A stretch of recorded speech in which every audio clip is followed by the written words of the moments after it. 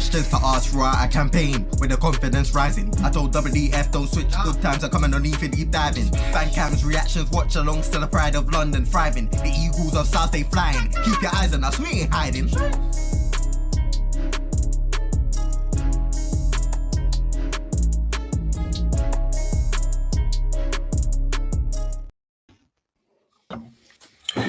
Good evening, everyone. Good evening. Obviously, normally we have our match reactions on a Sunday. It gives us obviously about 24 hours to process the game before, but we played last night. Hence why our match reaction is today. Now, it was a narrow defeat to Tottenham, a game of two halves from our standpoint, but we're going to break it down, and then we are going to discuss Roy Hodgson's comments. I'm fuming. Let's just keep it real. I'll keep it back. I am fuming. But anyway, JC, how's it going? I mean, it's like the normal thing when being a Palace fan, isn't it? The weekend's good. The worst part about the whole weekend is the 90 minutes. But it is what it is, man. There's nothing that we can do. I'm actually pretty okay with the result. I thought we played pretty well. I don't think we disgraced ourselves at all. The only thing that sent me over the edge is just Hodgson, if I'm honest.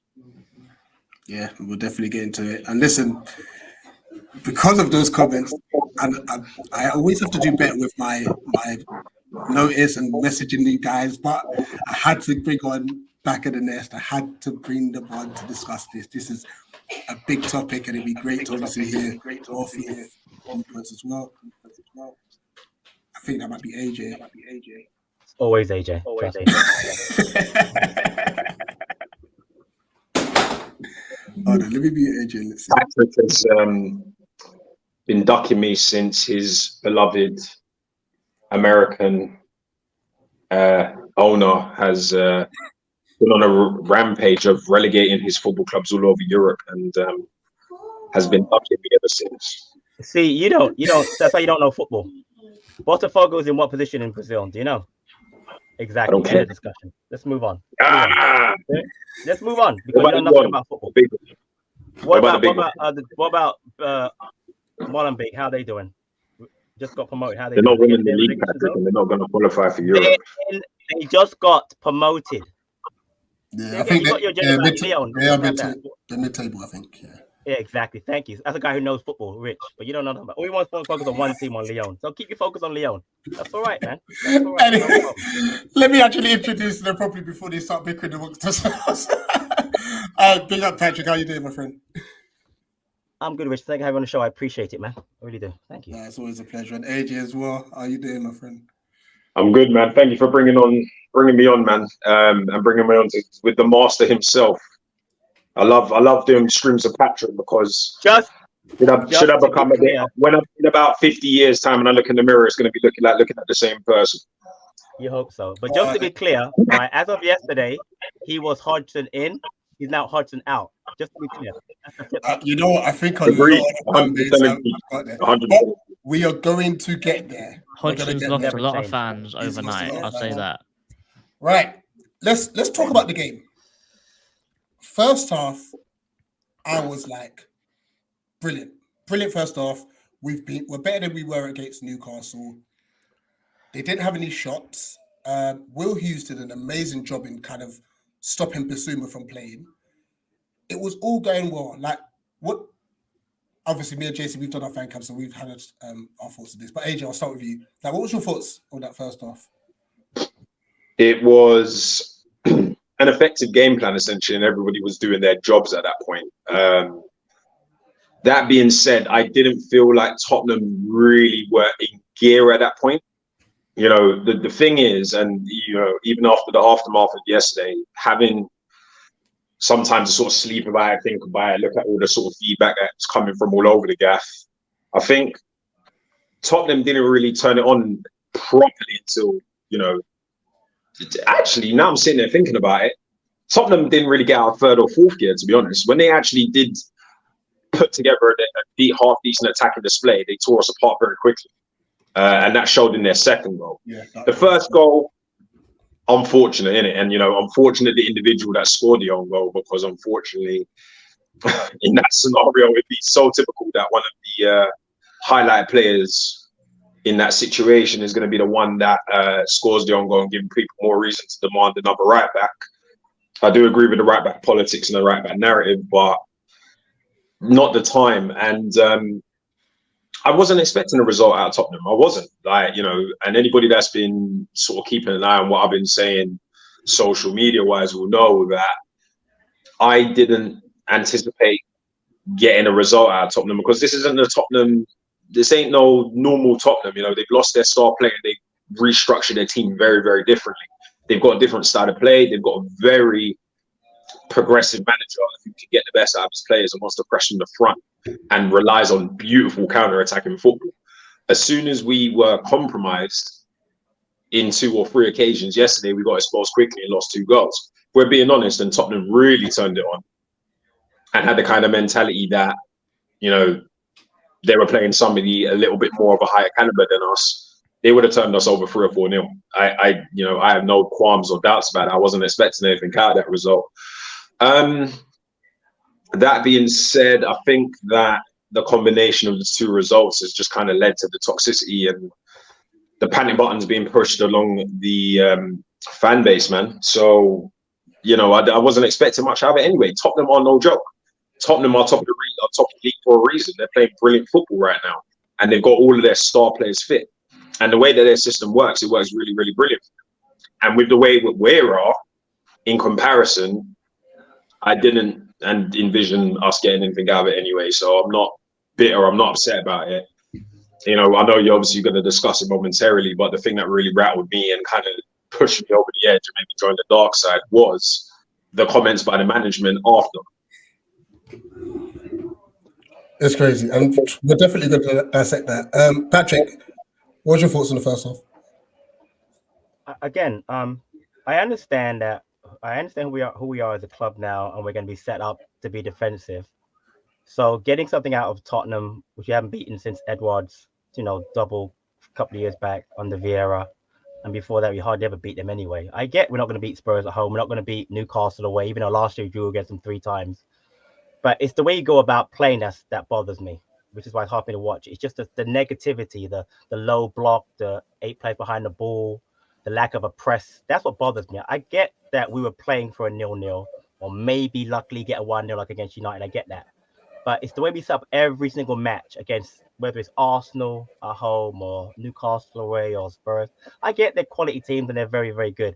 It's the negativity that bothers me. I can't take that. So yesterday, I knew as soon as Jesse Schlupp passed the fitness test, he was going to start.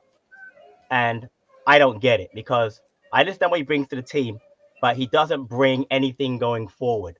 So yesterday, you're looking at Will Hughes in the 10. He's not a 10, but he definitely worked his socks off. He did. Like you said, Rich, he definitely did a job of on Basuma, blocking the pathway into the attacking third, that kind of stuff. So he couldn't dictate the game. He tried to press. But going forward, if you watch Will Hughes play, he'll play every pass. 9% passes are going to be backwards and sideways. That's how he plays. I did find it funny, like, early on he was through and go, we're like, huh? And then we all realized it was Hughes. I was like, yeah, he ain't got the pace. Right, again, but he's in that position, right? So you've got Schlupp, who had a similar, I remember Schlupp had a break a couple of matches ago too, same kind of thing. I think it wasn't Newcastle. I don't remember what it was against. It might have been Forest or someone. Same thing. Oh, it's Jeffrey, so he's not going to score. So I get that, right? So for me, you're going to start Schlupp, you're going to start RU. I thought I had a decent game yesterday. He scored a brilliant goal. But our options up front are so limited. You've got to, at some point, try something different. The difference are players like França and Rexaki. So I don't want to get into the comments yet, but I'm going to say this. In the past, under Hodgson, players only got a chance to play due to injury. While Masaka was an injury. Mitchell was an injury. Olise is out. It's an injury. Put Rexaki in. It makes sense. Put RU on the other side and drop Schlupp. But again, we'll get to the comments later. So there's no pathway for youngsters. So for me, if we're just doing the same thing over and over again, hoping for a lucky United win, and that's not going to work, So that's my frustration. But again, under the circumstances, did he step yesterday in the first half properly? Absolutely. Limited them. I think they had no shots on goal in the first half. They had 1. But again, what we were hoping for really, either 0-0, right, or a lucky 1-0. So again, that is what it is. So. I think one thing on Schlupp that I did see, I spent some time going through SofaScore yesterday. Right. And this guy played for a whole hour. The stats were bad, weren't they? Schlupp played for 60 minutes. 21 touches, and only 2 passes completed all game. Why is this guy in the team? And I know we keep saying that we're going to touch on what Hodgson said, but I know for a fact that Hodgson will never call out Schlapp. Nope. He will never call him out, but he'll call out the young players who actually tried to do something. Yeah, absolutely. Right. Let's get into the second half. Actually, sorry, JC, run us through some comments and we'll get into the second half. Yeah. Big up chairman. Feel about breaking down the match with comments. Never knew you guys were going to be live or to come on. Sure, we might open up the phone lines in a minute, man. There's a lot of stuff that we all want to get off our chest. Alexandra here says, AJ, what's up? Double back of the nest and Eagle Eye Football crossover. Hey, people need to realize we're not enemies here, you know. Big up Tim. The best and biggest crossover in football history. I hope so. Luke here saying recently Decore slowed down since last season. He's not the same player. I use Arbeck. I disagree, man. Decore had a stormer last night. He was fine. He was fine prior to the international break, so I think he and Lerma were great. The last couple of games hasn't been at the same level, but he's been fine, I think. And where you think he's slowing down, it's not slowing down. He's just got help now. That's all it is. Yeah, so instead of you see him doing everything, it's him and Lerma now. And somebody else, yeah. Biggest difference, they've got quality up front and we don't. 100%. This ain't no normal Tottenham, the truth. Facts. Put out if they win the league, put that on a t-shirt. If they win the league, I want at least 20% of anything they put on that. I want 20%. I know Daniel Levy is a harsh businessman, but I tell you, I'll find a way out North London. Don't worry about that. It's a great quote to be fair. Right, second half. We came out differently. Roy's obviously said in his presser, do the same things, and we didn't. We immediately dropped off 5 yards. You know, the first goal we conceded. Now, granted, Woody was unfortunate, but prior to that, Sam Johnson had an absolute howler. You know, and just put us under pressure for no reason. You know, no reason. But obviously, the result of that was a throw-in, ball watching, and I had to watch the replay. It was Schlapp. Schlapp didn't track Basuma at that moment. I think it was Basuma who cut it back initially. He didn't track. I had to watch the replay. I was thinking, why was he free? And he literally just made him run past him. You know? And then obviously Wood was very unlucky. The funny thing is Wood had left it. It was going off for a throw-in. You know? But he weren't to know that he's whoever that was running in. I think it was Charlison behind him. Yeah, he had to get something on it. We go 1-0 down. Then there was just a bizarre turn of events. Romero and Vicario were playing 1-2. Now, hot potato. I think it was about a minute and a half. Please correct me if I'm wrong. But there was no intent to press, which is fine to an extent. It just looked a mess. And then obviously the crowd were booing and so on and so forth. We then eventually decide, okay, we're going to press. I think it was Francois and Edward at the time that pressed. And we got picked apart. For me personally, listen, if we're going to press, we have to press as a unit. The problem is we're not a pressing team. So we don't know how to press. The gaps that Tottenham found were like crazy. And then Joe Ward, he had a stinker of a second half, by the way. I'll start with you, Patrick. What went wrong second half? Well, first, it wasn't Francis. He subbed on Schlapp for Aksaki, so Francis didn't come up late on in the game. Okay, yeah. I just realized, I'm looking at it now. The second goal by Son was scored right after the Højbjerg Basuma sub. But actually, Francis wasn't on the pitch yet. So that's what. All right, my bad. Goals, but he wasn't on the pitch. But Saki was.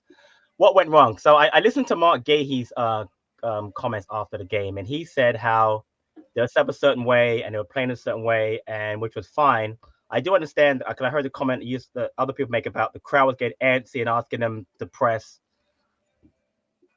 Without a doubt, they were not told to press as a team, because Rich, you played, AJ, you played, JC, you played. As a coach, former coach, and as a player, JC's face.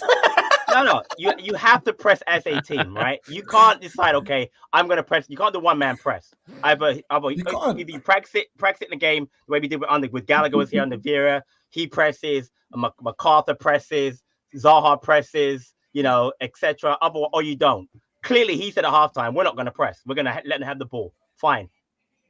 To me, I remember there was a point when Bakari had his foot on the ball for 20 seconds, and no one went to him. That was before the second goal. And then when Mateta on the field, Mateta finally decided, I'm going to go run at him after 10 seconds. I mean, so I don't understand how in 2023, a Premier League team does not press the ball. Everyone does it. Yeah. As a unit. Luton does it. Sheffield United do it. Wolves do it. Burnley do it. Bournemouth do it. They're all below us. Fulham do it. Why don't Palace press the ball? Okay, we sit off, fine. But I don't understand why we do that, because it's not inducive. Because the whole reason you press is they win the ball high up the pitch. You get less of the pitch to have to attack. So instead of having to attack from the back, you're attacking from the attacking third. It makes so much sense. Everybody does it. I don't understand why Palace don't do it. But side note, and this is Hodgson's made a comment. Going to his comments real quick, he made a comment that when they came on the field, the subs, they didn't do what he asked him to do. But like I just told you, we weren't pressing before anyway. So what is he talking about as far as what did they do wrong? Because we weren't pressing at any point during the game. And then at some point, I guess they decided to do it as a unit. But then again, I only know it's really Mateta doing it by himself. I take it back. Hammoнд actually did try also. He was like a headless chicken, unfortunately, running around trying to go left, right, center, whatever. Looked a bit lost. He did look a bit lost. And maybe that's why Hodgson was upset. Maybe he wasn't told to do that. But he was trying to provide, I guess, some energy to the team, whatever. But it was confusing. I didn't understand. And I know that people have made a comment where you can't press Spurs, they'll pick you off. But you also can't sit back because they also pick you off. So I really understand it's a weird thing. I don't know. The thing is, before I come to you, AJ, with that comment about you can't press Spurs, they'll pick you off. It depends how you press. Yeah. That's the key to it. Right. If it was still 0-0, fair enough. No, we pressed them well in the first half. That's the frustrating thing. In the first half, we kept them very quiet. We done a good press. Yeah. Right. But the second half, it all went out the window. Yeah. To me, it was very similar to when we had Allardyce. I remember when he literally told Benteke and I can't remember who the other guy was. It was like Remy whenever he was fit, I believe. But those two he literally said, don't go over the halfway line. The second they come into your half, then you go at them. But until then, don't do nothing. And then we just sat in our half the whole time, and Sellers was always very antsy. So we've seen someone a similar tactic to this before. Yeah, it works with Allardyce because we actually had a good finisher in Benteke back then. But guess what? We don't have that now. But what I'm getting at is the fact that if it was 0-0, that's fair enough. If we're going to just hold shape, that's fine. Right, and just wait. Right. We're now losing, so we're going to have to. Unless you say, listen, we don't want to lose by X, Y, Z amount, we have to do something different. All right. The funny thing is, I think it was after we actually scored. We pressed. Right. We actually pressed, and we pressed as a unit, funny enough, Spurs are vulnerable at that. They're not always the best passing out from the back. Well, that's the thing. There are pressing triggers, right? You don't press certain players because certain players, we talk about being press resistant, like 100%. A Decore, but you can press certain players because they're not good on the ball. Yeah. And there's some players on Spurs you can press. Yeah, you don't press Van de Ven. You press Exactly. Right. Sorry, but anyway, AJ, right. I have to wait him for a bit. Sorry. So there's two ways I'm looking at it from yesterday around the second half. So the first thing is the pressing thing, right? I already had this debate, but I'll have it again. The reality of the situation is you have to press from the front or Geiger press, right? Edouard does not do that. It's not his MO, it's not his style of play, and I am in the situation where I'm resigned to that. So if you're going to do that type of attack or that type of style of play, you can't have Edouard on the pitch. It's just not going to work because everything from body language through to his style of play tells me and suggests that he's not going to chase the ball. It is very rare I even see Edouard run, much less press a centre back, much less press a confident, very strong big tall centre back is not going to win. I mean, he doesn't even jump for headers. I don't know why people assume that he was going to give you any kind of physicality of that type of things, because the thing with somebody like an Edouard is he's a ball to feet player. So, you know, unless you put the ball on his foot or physically pick the thing up and put it at his feet, he's not interested. He's not on it. That's just not his style of play. It might seem like I'm digging him out, but it's just who he is. If we had started that game with Mateta at that point, or if we had Mateta on at that point, kind of like what Patrick was saying, you would have probably had a different element and a different outcome, especially more specific in the first half, because even with the pot shot from IU and, you know, the couple of odd little chances we created in that first half, those were a result of us pressing quite early. But I'll be honest, I didn't feel that Edouard was even involved in any of that. Whereas if that was all Will Hughes, and that's probably why he gassed out after 60. But then with that being said, the problem is with Will Hughes playing out of position as the number 10, he's not used to being in that place in the pitch. Now, a lot of people will say he's a professional footballer, he plays in midfield. It's a different ball game, man. It's a different thing altogether. You know, even if he did win the ball back, what's he going to do? Turn and bins it in the top left? That's just not going to happen, is it? Let's be honest. So that's my philosophy in terms of that. I just don't think the pressing thing was going to happen anyway. I wasn't at the game yesterday, so I wasn't in that kind of privileged position where I can sit there and say, oh, you know what? We were shouting and screaming at them and they were booing him and they still weren't moving. I just know those players aren't going to do that for us, no matter how much you beg, plead, and cry. Unless you bring in some next manager that is going to, you know, essentially whip them into shape till they do those things, which and coach it. Yeah. Ironically would have been what a certain previous French manager would have done with him or did do with him, because he wasn't doing the sort of style of play he was doing. So that's just me writing that whole situation off. I know it was very, very frustrating to see. But as far as I'm concerned, I just don't think those kind of strikers are ever going to press. It's just not going to happen. It's just not Edouard's MO. The counter-attacking scenario, the thing is, right, Tottenham rely on a counter-attacking style of play with the wing-backs essentially getting to a point where they bombard you, and then they will just whip something in the box. A Maddison, a Porro, a Son, Richard, whoever it is, because they've got that much quality and they can interchange between all of them. When that Joe Ward goal kick went in, it was a result of us having an overload and us having to deal with all of their sort of fullback coming forward. With the second goal, that was just beautiful football. That was like some Jogo Benito Brazilian stuff, to be fair. Like the way they just passed and tapped it around, it was light work. It was like watching something like goals or, you know. So, and that was a result of us trying to get at them and not being prepared for the counter-attack. The thing is, I'm not going to go on record to blame Roy for that. I just think we weren't boxing clever and we weren't smart enough. We were actually kind of naive and we were lacking the quality to be able to deal with that one or two occasions that they managed to pull that off and get goals out of it. That's just the way it is. If you had a younger, more sharp fullback, or if you had somebody that was maybe giving Mitchell something to worry about, if you had maybe a little bit more quality going forward with a bit of potential different layout, I would debate potentially yes. So I just think that if we stayed on that kind of trajectory of trying to kind of press them and rely on and wait for them to counter-attack us, that scoreline could have been a mad cricket score yesterday. I think, kind of like what I was saying initially in the beginning of the stream, is Tottenham didn't have to go into second gear because all they had to do was wait for Palace to kind of make their mistakes or put it on one of the fullbacks that particularly weren't up to scratch at the time, and then they were good to eat. And as soon as they got that one goal, case in point, they just passed around the back and chilled because they knew that Edouard was not going to press them in a million years. I'm afraid Romero and Van de Ven must have been looking, thinking, what is this? Like, they were having the time of their lives. So I just don't think it was that kind of, we were ever going to get anything out of that anyway. It's just not the kind of strikers we have right now. And it's not the kind of attackers we have right now. Yeah. Obviously, we're definitely that, and we know that's on the board, and we'll get into that as well.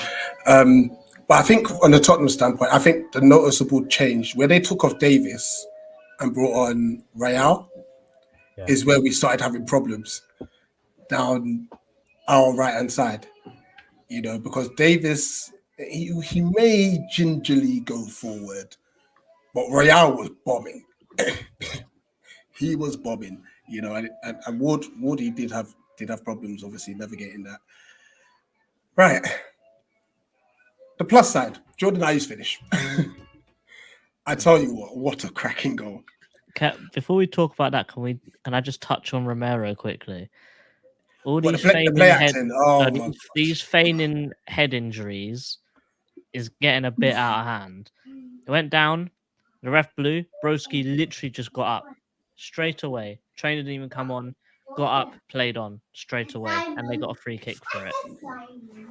Do you think that surely if the ref thinks that they're just doing it, just playing the game, they should maybe receive a yellow, or no matter what, the trainer has to come on and they have to go off the pitch for like 2-3 minutes or something, like to make sure that they're not concussed or something like that. There should be like some like further rules put into place of how the referee should navigate this kind of situation. Maybe they just give them a yellow if it happens, if they think they're doing it on purpose. Like, what do you guys think that should be this like the protocol in this kind of situation? On that point, JC, I think I'm going to say something kind of controversial. Argentinian players have got the dark arts of playing the skullduggery football. They do. Mm-hmm. You know, quite relevant. David Beckham documentary, one of his most controversial moments. Them and Uruguay. All of them do it. Like, all of the Argentinian players are well, and it's not just exclusively to Argentina, by the way. Loads of other players do it. Uruguay as well. Oh my gosh. The South American style of play, in terms of when you are trying to waste time, is just get flicked in the eye or get flicked in the, you know, get a gust of wind and fall over and roll over and hold your head. It's just that, and that's what they do. Do I think it needs to change? Yes. But then it brings up another complex conversation, because on the other scale, what happens when it's a serious injury and it actually, you know, you cry wolf a little bit on that one. But Argentinian players, as long as I can remember, have always been that way. And it's funny you bring up Uruguay as well. I think it's just, I know why Rich bring up Uruguay, but, you know, South American. I'm still bitter. Ghana. It was 90 minutes ago and I'm still hurt. All right, Rich. Let's just at least agree it was a great save by Suarez, isn't it? Like, and just we'll meet in the middle and just say it was a great goalkeeper save by Luis Suarez, mate. He can do it all, man. Give the guy the Ballon d'Or. But in all fairness, I think it's just something that they do. And I'll be honest, if we had an Argentinian in our team that was doing that, wasting time and sneaking 1-0 wins, I would probably be all for it, to be fair. But, you know, I was a young man watching the likes of Banega and Cambiaso and Simeone and Batistuta. Them man were doing it from back then. So I don't think they're going to change anytime soon. I just think that's just the thing that comes with their style of play. And at the end of the day, if it works for them and it wins them tournaments, wins them games, then I don't know, man. I don't think they're going to change anytime soon. It is what it is. Jesse, run us through some comments then. We'll get the back of the nest player ratings actually after this, and then we'll go into Hodgson's comments. Hodgson did Michael Jordan said, F them kids.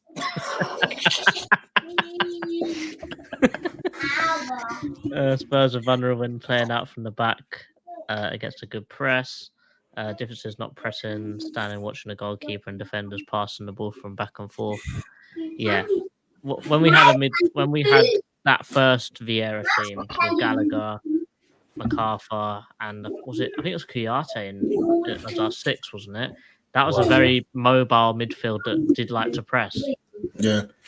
By the way, big up Sandy. Sandy's obviously one of the chairs for the Supporters Association that they're trying to get more people involved in. So go to cpisa.org, I believe it is.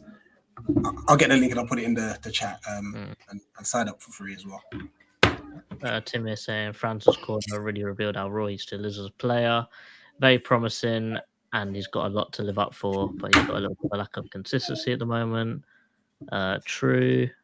Fullbacks.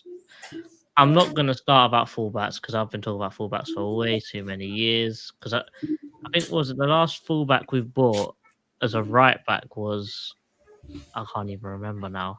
Was it Nathan Ferguson? Nathan Ferguson bought as a right back. Yeah, as he what about the one that we actually spent money on? Wasn't it Hunt or something like that? It was a while ago, wasn't it? I think someone said in That was our on the whole Holloway. Palace That was on the Holloway. career, I think we spent like a 2-3 million pounds on right backs ever, something crazy like that. Big up all you guys in the comments. There's a lot to get through, so I'm just gonna show them on the screen because my reading skills ain't the one. This is the link that Rich was saying, and also Ward did not kick the ball that near. You know you scored the own goal, right? Anyway, It was a brilliant goal. Yeah, it was a class finish. What a finish! Side net and everything. Oh man. Yeah, let's get player ratings in. Me and JC, we've done our player ratings yesterday with Dan and the chairman. But it'd be interesting to hear AJ and Patrick's thoughts on this. So yeah, we'll fly through these. I'll just go like Patrick, AJ, and we'll just fill up these. So obviously it's a scale from 1 to 10. Patrick, we'll start with you, Sam Johnstone. 5. Mitchell, AJ. 5 as well. Mark. 6. Anderson. Actually, do you know what? I'm going to give him a 6 as well. No, I'm going to give him a 7. He was actually all right. I'm going to give him a 7. I must be crazy, but I'll give him a 7. Ward. 3. Decore. 6.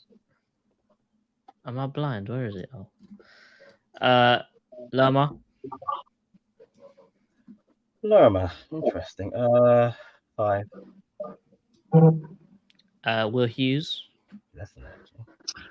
I'm actually going to give him a. I'll give him a 6. Jeff Schlupp. 3. IU. Give him a 7. Edward. 4.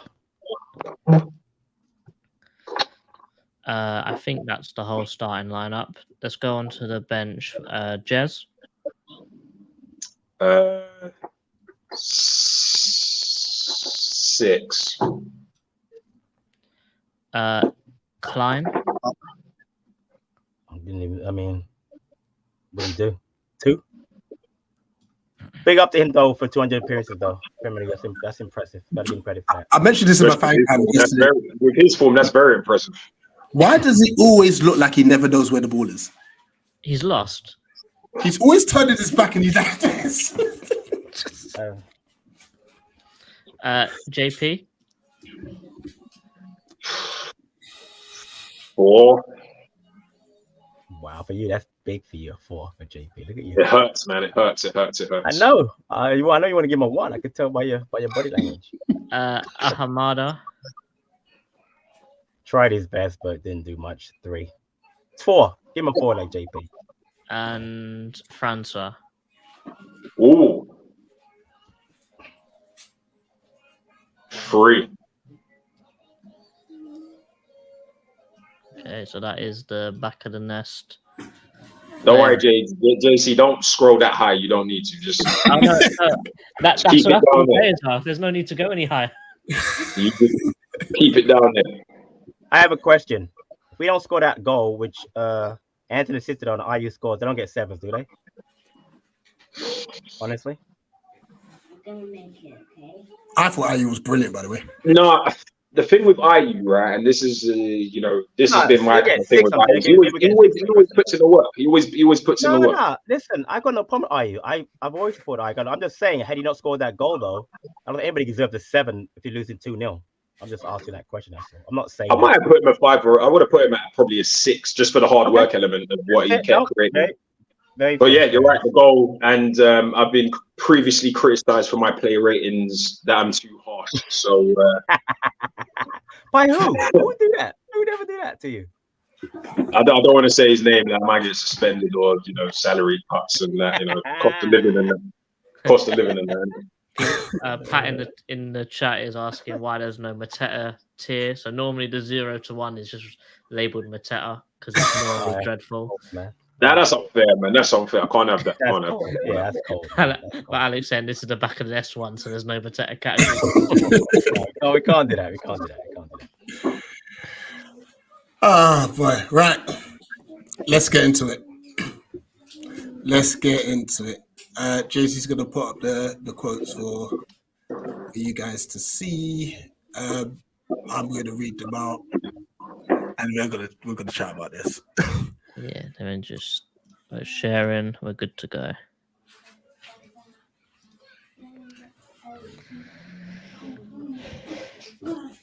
There is a naughty little article that we've got here.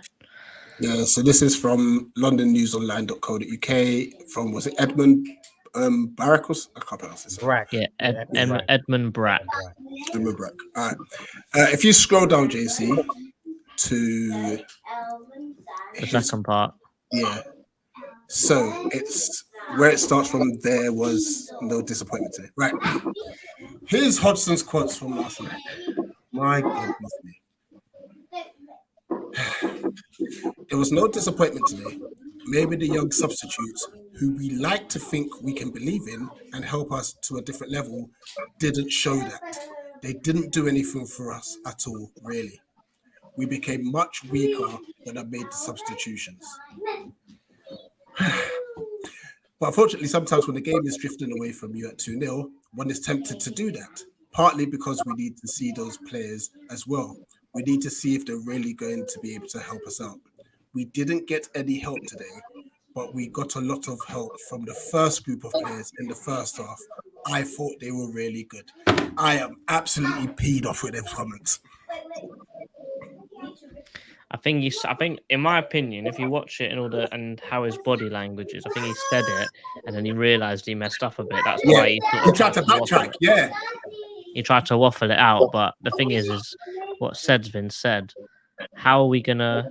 If you're looking at that, we've just upgraded to a Cat 1 academy. How are all the academy players gonna think?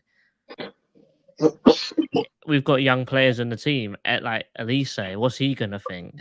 Is Hodgson just gonna call him out just for the sake of it? How are we gonna attract any young players? We're looking at Jack Clark. Is he gonna want to come after seeing that? No.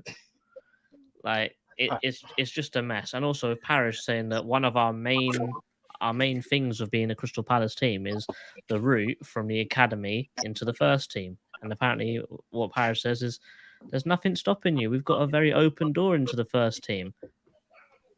What Hodgson has just done is very counterproductive. It's just the opposite completely. Joke. Like, we actually were more of an attacking threat when the youngsters came on. Bless France, like you could tell his nerves, some terrible set pieces and that. But he was getting himself into decent areas when we got forward. Jez has been superb every time he stepped on the field this season, and he still can't get a start because of the likes of Schlupp, and no disrespect to Ward and Clyde as well, because I guess we got no fullbacks because we didn't buy any to actually play anyone else. Like Mitchell's now hobbled off. Like we don't know how severe that is. We need to throw in Adaramola because I'm not trying to see Ward and Clyde against Burnley next week. I'm sorry, but we're probably going to see it, or it might be Gyro, who's actually decent on the ball, but defensively, it's a joke. From top to bottom, it is an absolute joke. And for Wright to come out here and throw the kids under the bus is absolute disgrace. I am not happy with what he said. You know what? If that's how you feel about the kids, leave. Just leave. Or Parish has got to say, hold on. We're trying to back something here. We're trying to build a project here. And you're not following that? Sack him. One or the other. That pity party you tried to say, France is a young kid who'll learn. No, it's too late. You've already thrown the kid under the bus. It's a joke.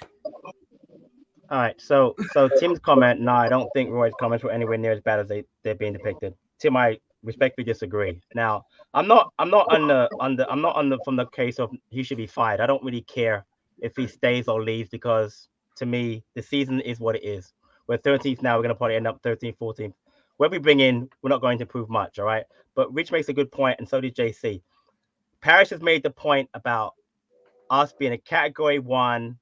We're going to the next level. We like to build from the academy. And what those comments have done have destroyed all of that for me. Now, this season to me is a wash. I've joked AJ about relegation. We're not going to relegate, but we're not going to do anything. We're not winning the cup. We're not going to Europe. We're going to finish where we always finish. Fine, I get that part, right? We're Crystal Palace.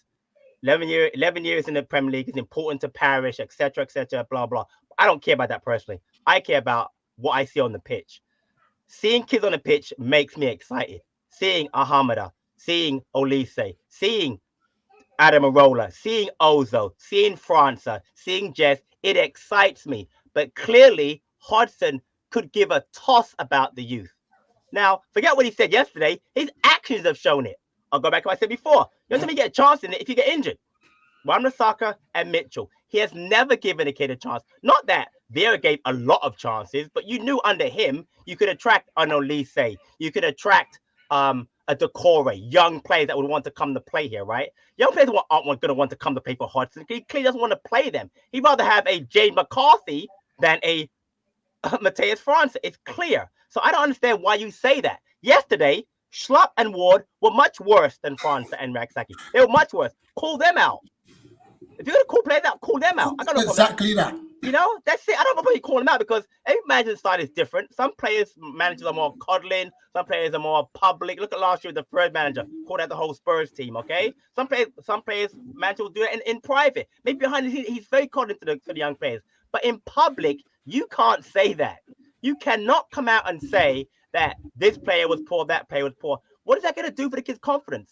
That doesn't make any sense. And on top of that, Patrick, look at last week when Jez and Franca came on against Newcastle. He was like, the game was done anyway. You can't really judge them on that. Right. Wait, hold on. They were our best players. Well, Franca had what? I think he created 4 chances in 15 minutes. That's like that was the highest out of our whole team, and he was only on the pitch for 15 minutes. 15 minutes, right? Where you're looking at someone who's played the whole 90, and they didn't even make a single chance. When this guy's made 4 in 15 minutes, like it makes no sense. You have to give a kid credit like that. You have to. It's one of the things where young players. It's not a tough love thing. You have to put your hand over their shoulder, man. You can't just call them out because most likely they're just going to crumble. They're not going to stand up for themselves. But why yesterday? Why yesterday call him out? I don't understand the context. Why yesterday? Of all time to call him out, why yesterday? What was so wrong about what they did yesterday? It's not like we got beat 7-0 when they came on. You know what I mean? We were already down 2-0 when half of them came on. Franca came on, we were already down 2-0. So did Ahmad, I'm pretty sure. Playing against top of the table Spurs, who are playing brilliant football this season, by the way. Right. So I don't understand the context of it. Like people have said, does he want to get? He doesn't want to get fired. Parrish's not going to fire him. But again, what is your point? Because as a fan again of 50+ years, I want to see the kids play. Like that's the future. Something to look excited about. Just want to go up and since recording my time. Watch U18s play against Arsenal on Palace TV. That's what I do. I watch the U18s play. I like seeing the kids play. Why are you calling them out? I don't understand. It doesn't make any sense. They weren't that bad. Franca went through some problems. Of course, he was poor in set plays, but he was great for the U21s in the game against Monaco. Monaco? He was fine against Newcastle. I don't understand why they're calling them out, especially when you have veterans who have not played well most of the season. I can even have Mateta that yesterday. Mateta stands up yesterday, doesn't do much. AJ said Edouard didn't do much yesterday. Call them out. They're pros. They could probably handle it more, right? Listen, why call out a kid? And I've been hearing a lot of people saying, listen, I think he's having to indirect it towards the board because obviously he didn't get the play. If that's the case, then just call out the board. Yeah, just call out the board. Do not say that the youngsters made us weaker. No, that's not the angle you take. You know what you're doing. It's disgusting, and like you said, look, Vieira, whether you believe he should be sacked or not, that's everyone's different opinion. But you could see there was a pathway for youth. 100%. You can see it. 100%. All right, things didn't go well. It is what it is. With Hodgson, who's coming through? Nobody. If there's no injury, who's coming through? Realistically, But just would have been we've on loan. had injuries, right? We complained about Eze and Olise being out. Well, Hammonds is a 10, so is Yep. Eze. Olise Not playing. Rati is a right-sided attack player like Olise. Not playing. Both not getting a chance anyway. You're putting in Schlupp, Ayew, Will Hughes. You know what I mean? So there is no pathway. So what is the point? And again, Jason, you're not going to track any players to come here. Like, he's going to be here for a year. I get that, right? I know this year is a throwaway year. No one's coming here. We all get. That's why I don't understand why people get upset about the transfer market. Why would you come here as a player to play 1 year under Hodgson? Why would you? Why would Alex Scott come in and play for Palace? Why would he? Exactly. Why would the Leeds player Summerfield, Sinister, any of them come in, Nonto, to do what? Rot on the bench and get called out. Exactly. And those comments I think has just ruined our January transfer window. I'm not sure we even had one, but yeah, you're probably right. But I mean, I'm not sure we even had a window in January, but there's no one's coming here in January. Which is fair. But I mean, like, when you look at the likes of, like, maybe I reckon Summerfield. Elise is fuming he signed that contract, you know. Who? Elise. I reckon I he's agree. fuming. And I say this gay. And you know all this talk about Eze's close, that's all gone. Yeah. Guaranteed. Nah, Eze's Why close signing? No, not anymore. I don't think he was in the first place, but he definitely ain't now. But what I'm getting at is, like, let's just look at, let's say, January. Maybe an Iheanacho might have come because obviously he's going to be a free transfer in the summer. That's a money thing. Yeah, it's a money thing. Yeah. But we could have got him for like 3 to 5 million just because he's out of contract in the summer. Somerville, decent young player. I'd say Adam Wharton from Blackburn is doing all right in centre mid. Jack Clark is another. Like, all these players, young players from the Championship as well, where I think we've done decent business in the Championship, are going to be looking at those comments and thinking, what's the point? There's several ways. There's several ways I've kind of looked at this, right? Now, in terms of worrying about players coming and going and signing contracts and stuff like that, as far as I'm concerned, I've washed my hands off Roy Hodgson, and if they do not let him leave in the summer, all hell's breaking loose. I will not be very happy about it. Let's put it in a professional context. I will not be very happy about it. I think the thing about me is I agree pretty much with everything Patrick said. Everything he said on the whole matter. The thing with me, and the reason why it is the straw that broke the camel's back for me, and I've essentially jumped on that Hodgson out train, is, for me, right, Crystal Palace embodies everything about young players coming from the areas that I come from and I've grown up in South London. You know, I've been very privileged enough to be able to look on players that have played for Crystal Palace and be like, right, I used to jump on the bus with man. I used to train with man in Larkle Park. I used to train with man in Brockwell Park, and, you know, these kind of areas there. And, you know, these guys represent where I'm from, and they're doing it on a professional elite level. Now, one of the things that I love about Crystal Palace Football Club is, and this will probably go back as to Patrick's time as well, is there have always been upcoming young urban talent, local, that have been able to have a pathway and break into that team, circumstances aside. And, you know, when we go to Palace games, when we walk around past the porter cabins, what do you see painted on the wall? You see Vincent Hilaire, you see Ian Wright, you see Brighty there, you see Wilf there, you see Victor Moses, you see you know, Raksaki there. You know, I could name a bag of other players that broke for our academy as well as what's on that mosaic. That's one of the things for me that I love about this football club, is that they're essentially the Mandem FC.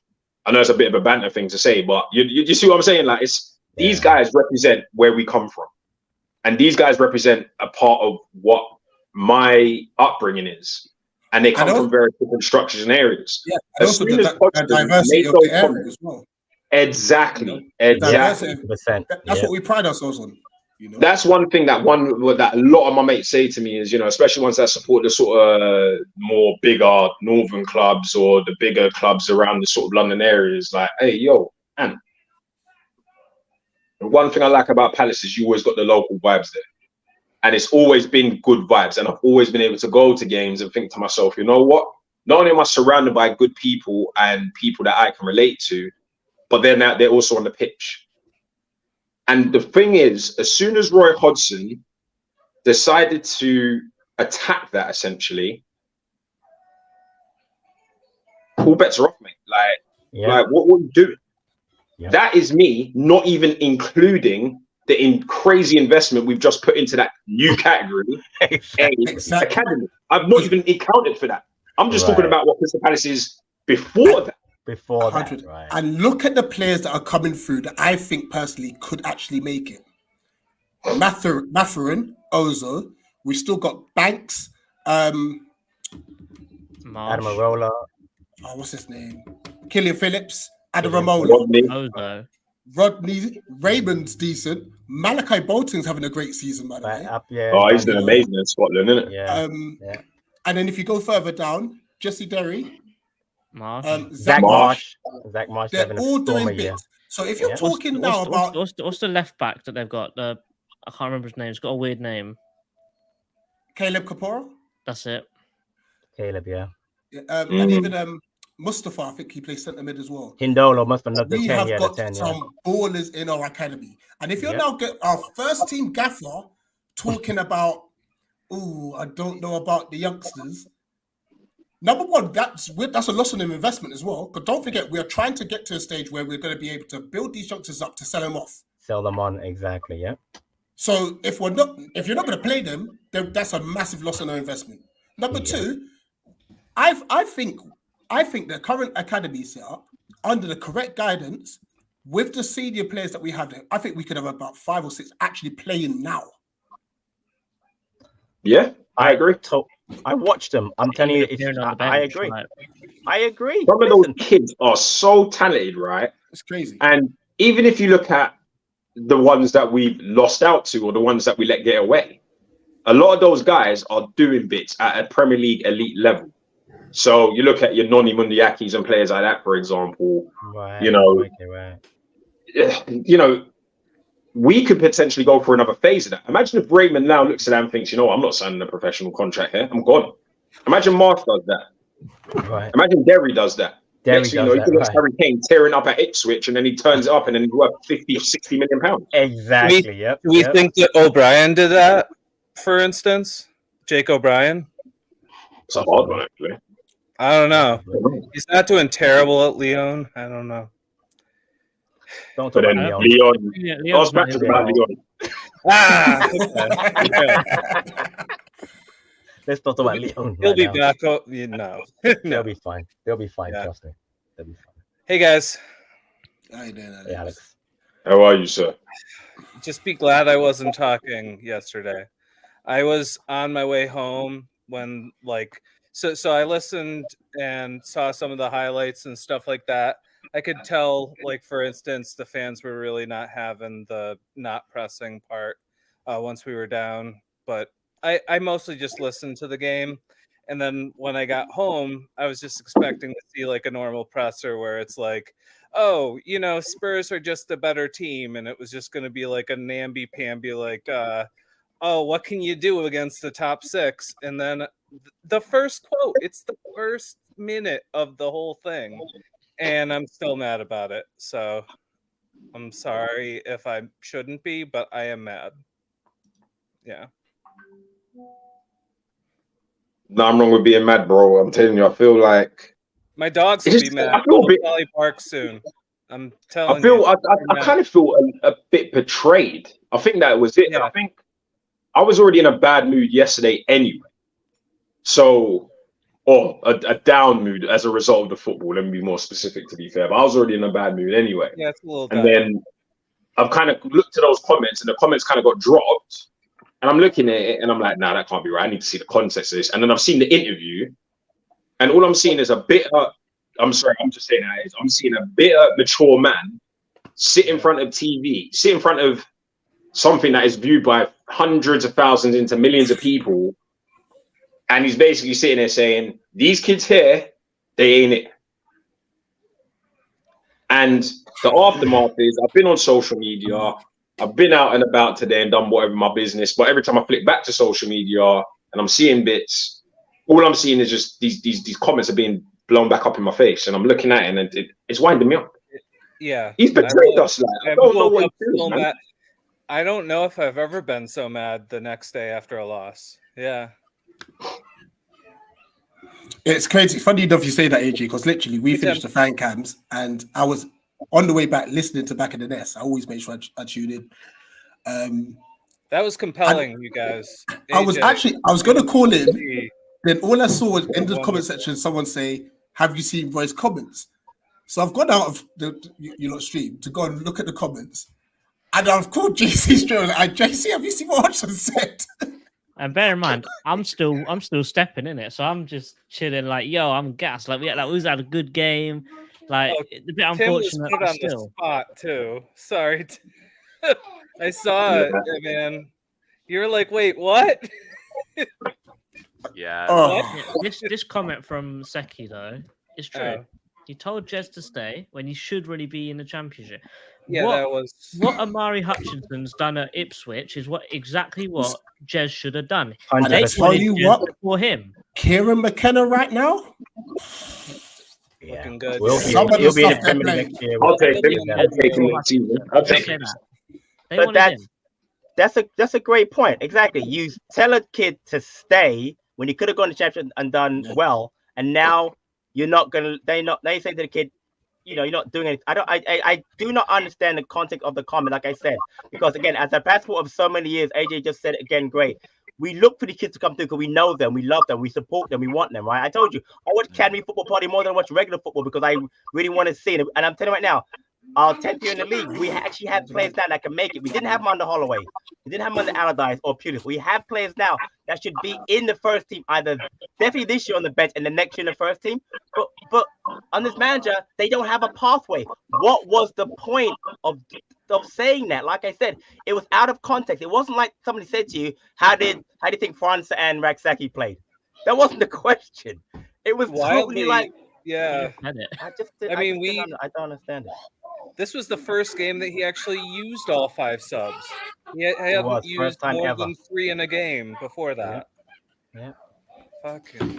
So at the risk of running into the buzzsaw here, because I could be. I think 2 things can be true at the same time here.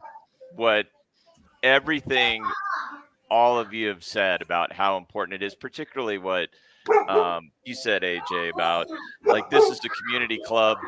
We love it when the kids come through and we get to see. I mean, I fully agree with what Patrick said about that. That does give me a thrill. Like I am loving it I get more invested in the game when I see like Jess come on, and I'm rooting like at least 20% harder because I want to see him. I want to see him make that leap to Premier League first teamer that we can really get behind. So it does make a difference. So I fully agree with that. Yeah. But I am going to say that I think what JC said earlier, that Hodgson knew he made a mistake. He knew he stepped in it and he was backtracking. I think that is exactly what happened. I think. Why does he bring up France again, though?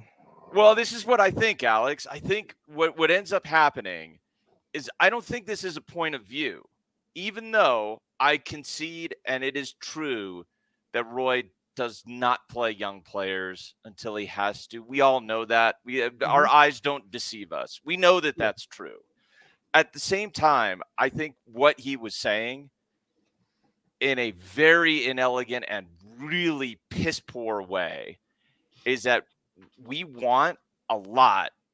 I think what he was saying is that we want a lot from these players right now, and they don't have very much first team experience. By the way, whose fault is that? That's Roy's fault.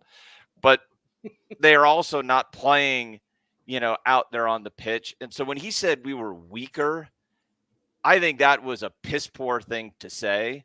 But I think what he was trying to get at is that these guys are not in the squad every week, and that you can't expect the same things from them when they're out there on the pitch. So I think he could have said it a hell of a lot better. But the thing I'm not really having is that this reflects who Roy is. He hates youngsters. He's never going to play them, and we're never going to develop anybody. We're not. It's all hardcore.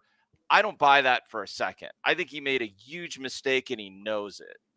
So, yeah.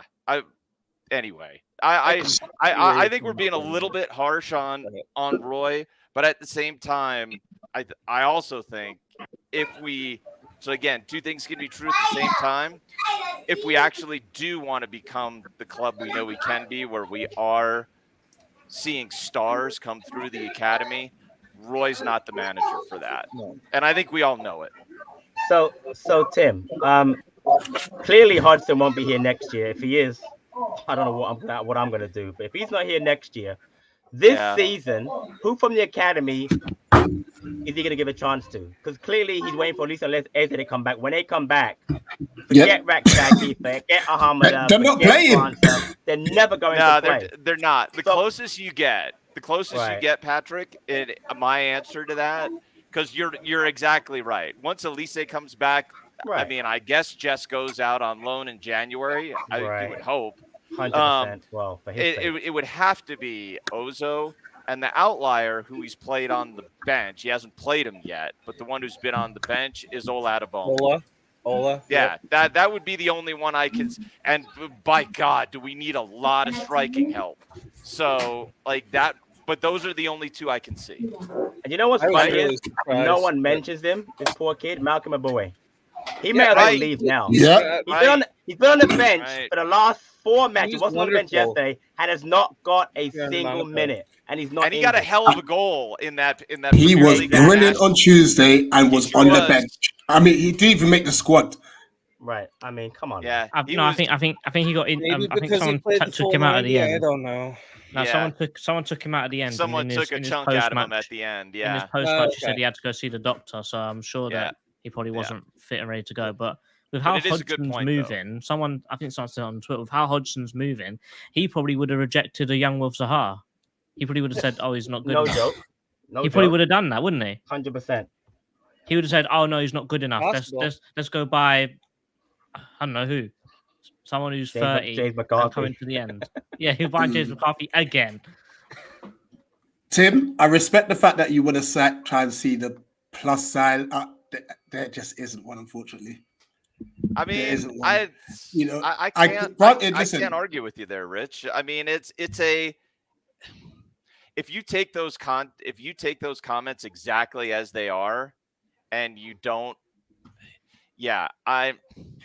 here's the reason why though I feel this way. Yeah, let's just hypothetically. Well, what Saki said, it's true.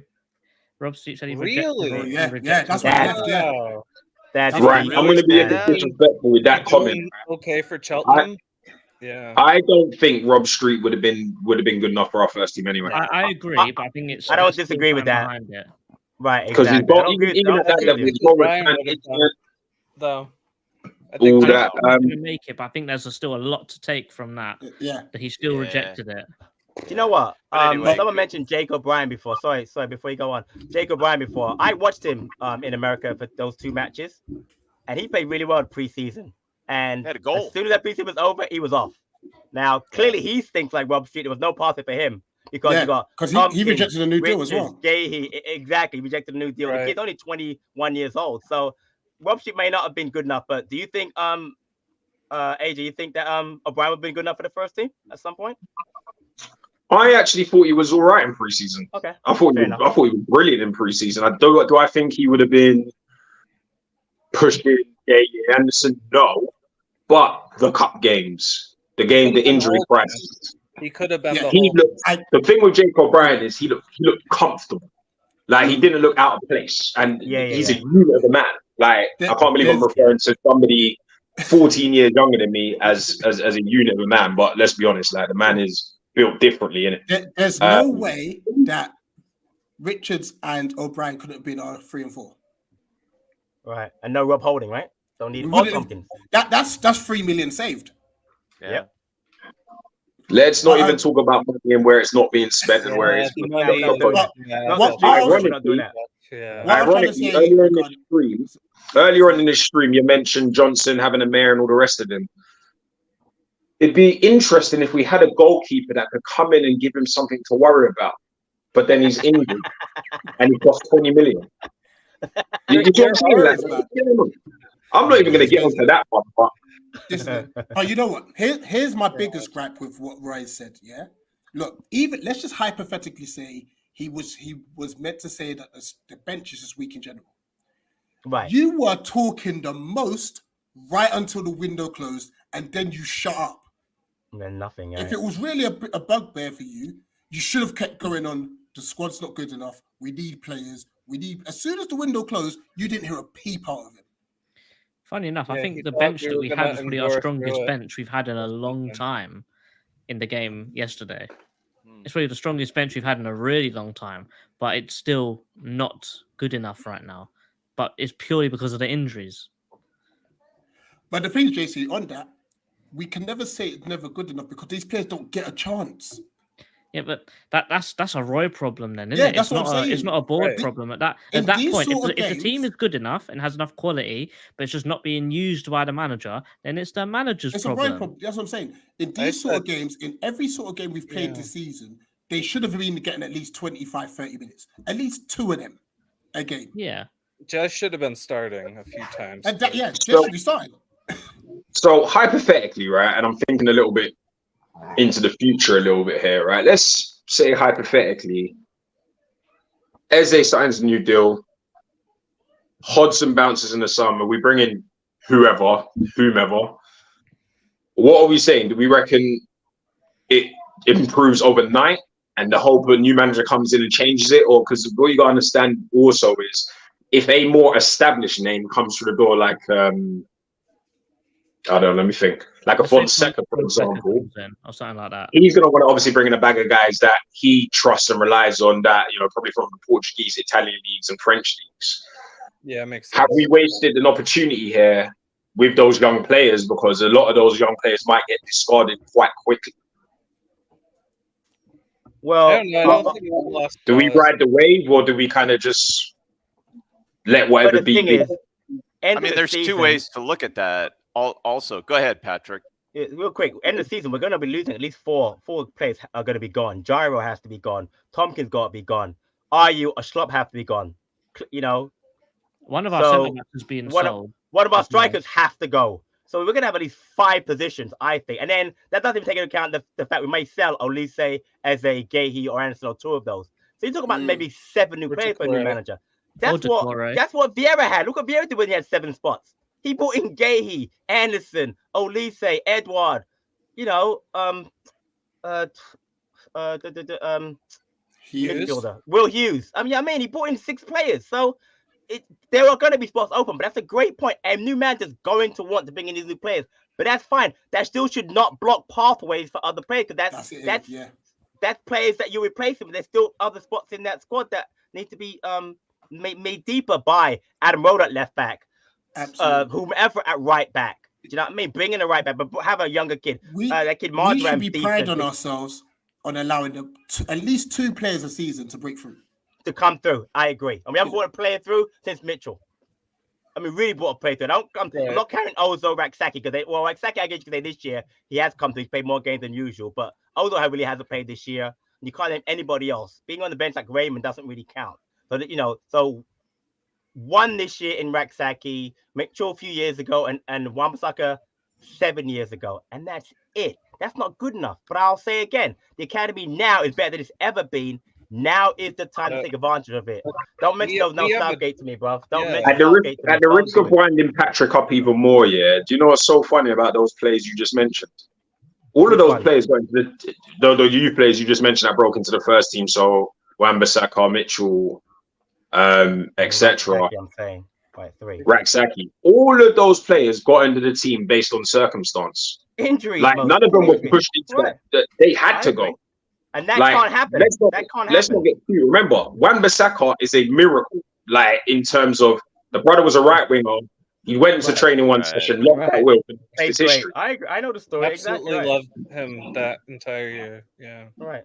But you're right, circumstances. But again, that's why I'm saying Raksaki should have been first choice. The minute Olise wasn't playing, Raksaki on the right. That's where he plays. He's a ready-made Olise replacement. He plays the same inverted winger the same way. Off the left, off the right side, left foot, cut inside, blah, blah, blah. 1-on-1, cut inside, free kicks, corner kick, the same thing. But what happened? No, I'd rather play Jeffrey Schlupp or Jordan Ayew. And I've got no problem with those two players in the squad, but not taking minutes from players who can produce more, would excite you more, and can produce more. Ayew's been great this year. He's got 1 goal and 2 assists. But I guarantee you, if you started back Saki with him from week 1, I bet he'd have more than 1 goal and 2 assists. I bet he would. I bet he would right now in 10 matches. I bet he would. I mean, there's two ways to think about what you said there, AJ, which is, if a new manager comes in, is it good enough? And I think you could argue it is or it isn't. Is it good enough when the new manager comes in, they're going to bring in their players, and those players are probably starting. So is it good enough to make up, which is what we're doing right now, have youth make up squad depth? That's what we're doing right now. The other way to look at it is if those players come in and we end up shipping some younger players, we're going to have to do some of this anyway. I would prefer we don't do a lot of it. But one of the things we are going to have to do, like we got, for example, with O'Brien, it's not a big sell-on clause, but there is one. It's 15%. Right. When we're going to have to move some of them, and the more that we do that, the more we can. I mean, it's a flywheel. It takes a long time to build, but when you're selling youth and you're selling other first teamers, and you build some sell-on clauses in there, you start building the kind of flywheel that other teams have that we don't, because we have not done that.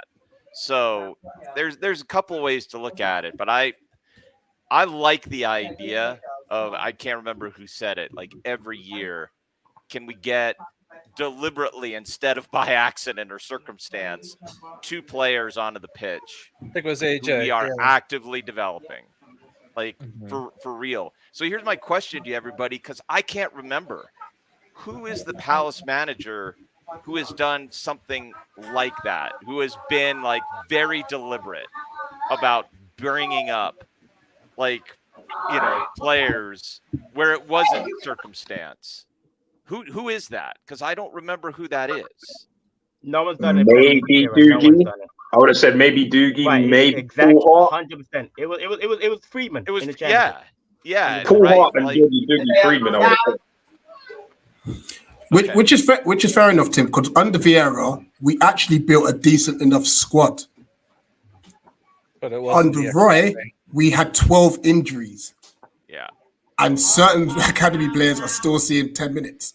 yeah. Right. 12. Well, the thing is with the players that we're actually playing up front, That too. I agree with Patrick, where he says that if you play Jez, he'll definitely get more goals. And I saw this on Sky Sports posted this, and I'll show it for you guys now. These are our 3 players. Yeah? Oh, I saw this thing. It's all over Twitter. 7 goals, ranked 19th in the Prem. Failed to score 4, 19th in the Prem. 115 shots, 12th in the Prem. Expected goals, 16th in the Prem. Shot conversion, 19th. Set piece goals, 1 set piece goal, 16th in the Prem. Haven't scored a single what does goal. failed from to a score corner. mean? So failed to score big chance. Big chances. So big chances which have been missed, 4. Okay. So hold on. These 7 goals come from these 3 players in the Apparently league.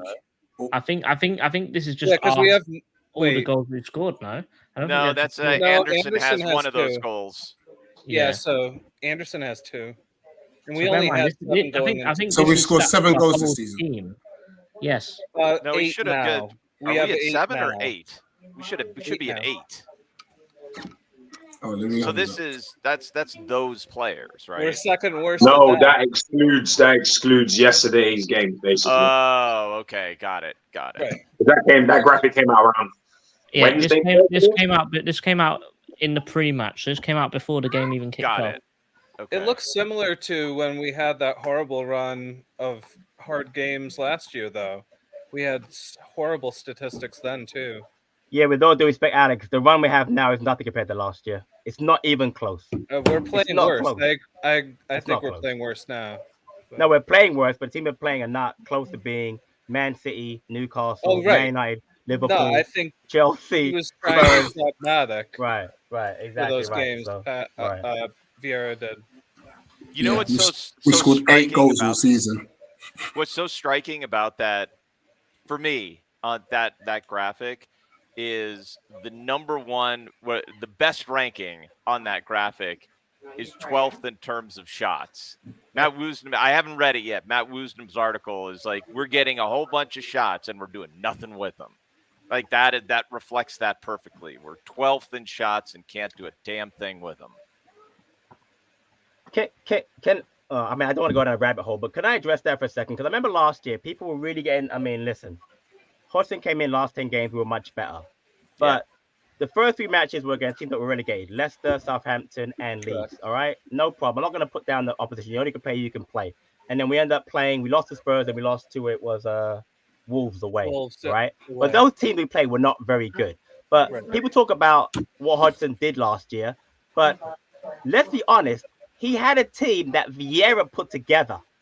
He had Eze and Elise playing the way Vieira. Now, everybody talk about Eze improved under Hodgson. Can't argue that. The facts back it up with the number of goals, number of assists that he had.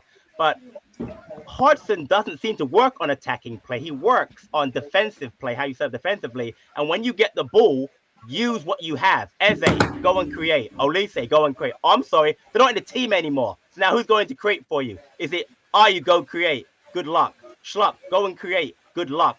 Edward, score out of nothing. Good luck. I mean, look at Eze's goal, Edward's goals last year. He was set up by Olise and Eze almost every goal. The Leeds goal, every goal he scored was set up by one of those two. He can't create for himself. So he can't score goals, even though actually, I take it back. Because this year, Ayew has set him up a few times. He's got 4 goals this year. So he has scored some decent goals this year. But you're asking a team that doesn't, for me, look to attack inherently because the manager is a defensive manager. So how are we going to create goals and score goals? We probably don't even practice it. I mean, I don't watch the videos anymore, but we used to have videos last year all the time of guys shooting goals and scoring goals in training. I don't even see those training things come out anymore with shooting practice. We don't do it anymore. It seems like all we care about is being defensive, which is fine to a point, but I don't want to see that. I want to see my team play some good football. I want to see my team go to Stamford Bridge like Brentford and go win 2-0.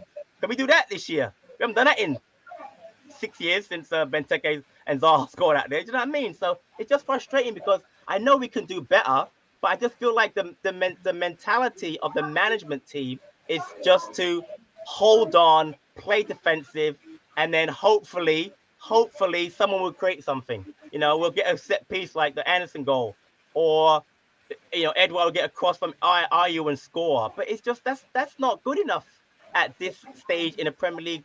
Teams 10 years in the league. That's what we're hoping for because we have 2 good players are out. Let me tell you something. When they come back, they better be great because if Elise and as they come back and aren't good, rough, man. Rough. Yeah. Seriously. So you know what though? There's a lot of pressure on him.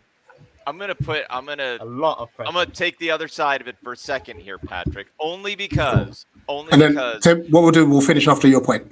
Okay. We did the same thing under Vieira last year, and the time that it turned, I remember this distinctly because I ended up hate watching the end of the game because it was horrible. But do you remember the 4-0 defeat against Spurs at home last year? Yeah. And then, so what Vieira did, he threw on 2 attacking substitutions.